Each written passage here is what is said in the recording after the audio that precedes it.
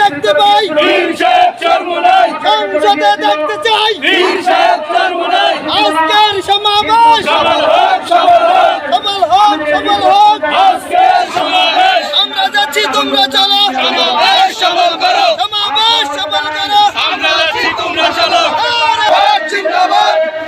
আমরা প্রায় 200 নিলাম ইসলামী আন্দোলন বাংলাদেশ হচ্ছে একটি বিগত দিন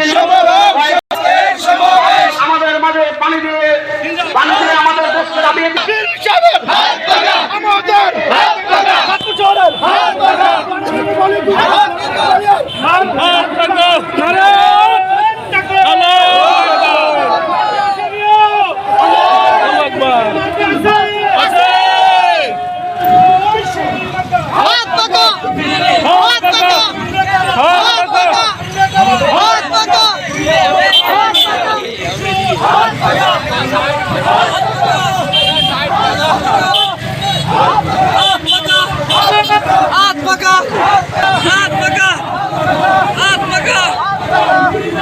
হুমকি ধমকি শিকার হয়ে সেখান থেকে আসছে। আমাদের দায়িত্বশীলরা বলতে পারবে যারা আসছে আমাদের দেশ তারা ছিনিয়ে নিয়ে যাচ্ছে। যিনি অগ্রনায়ক হিসেবে ছিলেন শায়েখে চরমোনাই তথা ইসলামী আন্দোলন বাংলাদেশের কর্মীরা বুক পেতে গুলি নিয়েছে বুকের মধ্যে। যারা নিজেদেরকে বিভিন্ন দলের নেতাকর্মী পরিচয় দিয়েছে এদেরকে আপনি দুর্বীক্ষণ যন্ত্র দিয়ে খুঁজতেও পেতেন না।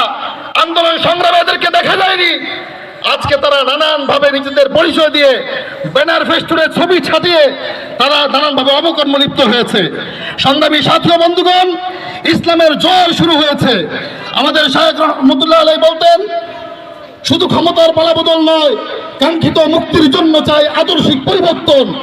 আর সেই আদর্শিক পরিবর্তনের জন্য আমরা কাঁধে কাঁধ মিলিয়ে দলের জুলুমবাজ সব ধরনের চাঁদাবাজ ধান্দাবাজদেরকে হটিয়ে ইসলামী হুকুমত প্রতিষ্ঠা করবো ইনশাআল্লাহ। নাসরুম মিনাল্লাহি ওয়া ফাতহুন করিব ওয়া বাশশিরিল মুমিনিন। সংগ্রামী সাথী ও বন্ধুগণ, সমাবেশের পর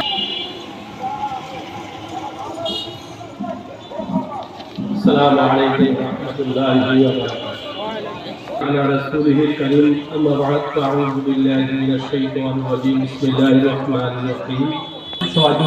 اللهم صل على سيدنا ونبينا وحبيبنا ومولانا محمد صلى الله عليه وعلى آله وصحبه وسلم. চাঁদপুর সদর উপজেলার আওতাধীন ৯ নং বালিয়া ইউনিয়ন কর্তৃক আয়োজিত আজকের এই বিশাল সমাবেশের সম্মানিত সভাপতি, উপস্থিত প্রধান অতিথি, চাঁদপুরের মাটি ও মানুষের নেতা, বিশিষ্ট রাজনীতিবিদ, শিক্ষাবিদ জননেতা শেখ মোহাম্মদ জালালউদ্দিন, সভাপতি ইসলামী আন্দোলন বাংলাদেশ চাঁদপুর জেলা শাখা, উপস্থিত বিশেষ অতিথি হিসেবে বিশিষ্ট আলেম, এই ইউনিয়নের কৃতি সন্তান যিনি ৯ নং বালিয়া ইউনিয়নের চেয়ারম্যান নির্বাচনে প্রতিদ্বন্দ্বিতা করেছেন, সে মাওলানা নুরুদ্দিন সাহেব, প্রশিক্ষণ উপস্থিত বিশেষ অতিথি, জেলা নেতৃবৃন্দ, সদর উপজেলার সহযোগিতা বন্ধুগণ, সামনে উপস্থিত দায়িত্বশীল সংগঠন। এই সংগঠনের উদ্দেশ্য, লক্ষ্য, মূলনীতি হচ্ছে একটা বেঈমান বলে আকিমুস সালাহ, নামাজ কায়েম করো, আকিমুদ্দিন, দিন কায়েম করো। তো নামাজ ফরজ না আমাদের সবার জন্য? আমরা যারা মুসলমান দাবি করি সবার জন্য নামাজ কি কথা কইলেন?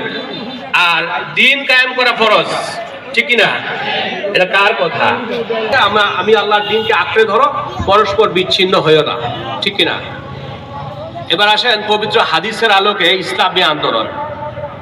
আজ আমি রাসূলুল্লাহ সাল্লাল্লাহু আলাইহি ওয়াসাল্লাম বলতেছেন যেই ইসলামী সংগঠন ২ নম্বর হচ্ছে নেতার নির্দেশ শ্রবণ, ৩ নম্বর হচ্ছে নেতার নির্দেশ পালন, ৪ নম্বর হচ্ছে আল্লাহর সকল অপছন্দনীয় কাজগুলি বর্জন, ৫ নম্বর হচ্ছে আল্লাহর রাস্তায় জিহাদ করা। ঠিক না বন্ধুরা? আমি কি ইসলামী আন্দোলন বুঝাইতে পারতেছি? এইবার প্রথমেই আল্লাহ বলতেছেন আলিয়াউমা আকমালতু লাকুম দীনাকুম ওয়া আতমামতু আলাইকুম